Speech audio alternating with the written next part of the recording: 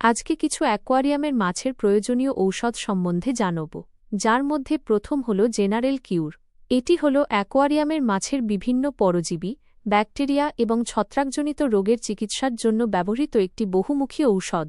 এটি মূলত মিষ্টি জলের মাছেদের রোগের প্রাদুর্ভাব রোধ করতে এবং নতুন মাছ আনার পর কোয়ারেন্টাইনের সময় কীটাণুনাশক হিসেবে ব্যবহৃত হয়।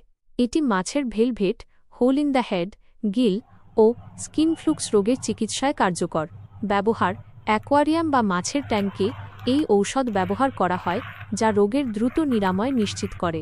কার্যকারিতা: এটি মাছের ত্বকের সংক্রমণ, ক্ষত এবং বিভিন্ন পরজীবীর বিরুদ্ধে লড়াই করে।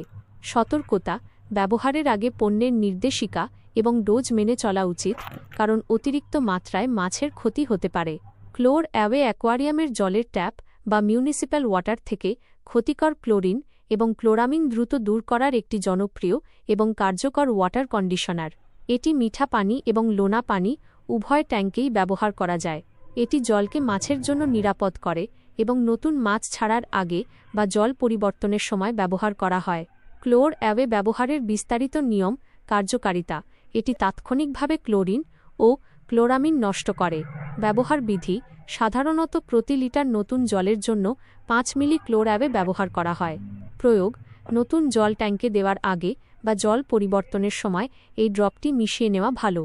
সতর্কতা: অতিরিক্ত ব্যবহার এড়িয়ে চলুন, নির্দেশিকা অনুযায়ী পরিমাপ করে ব্যবহার করুন। মাইক্রোলাইফ S2 এর প্রধান বৈশিষ্ট্যসমূহ।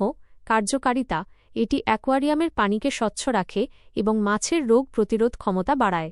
ব্যবহার: মিঠা পানি এবং সামুদ্রিক পানি উভয় অ্যাকোয়ারিয়ামে ব্যবহারযোগ্য। সুবিধা: নতুন ট্যাঙ্কে দ্রুত ব্যাকটেরিয়ার কলোনি তৈরি করে এবং মাছের জন্য নিরাপদ পরিবেশ দ্রুত তৈরি করতে সাহায্য করে। ডোজ: সাধারণত প্রতি 100 লিটার পানিতে 5-10 মিলি, পানির কন্ডিশন অনুযায়ী সপ্তাহে একবার বা পানির পরিবর্তনের পর ব্যবহার করা যেতে পারে। প্রাপ্যতা: সাধারণত 50 মিলি, 200 মিলি এবং 500 মিলি বোতলে পাওয়া যায়।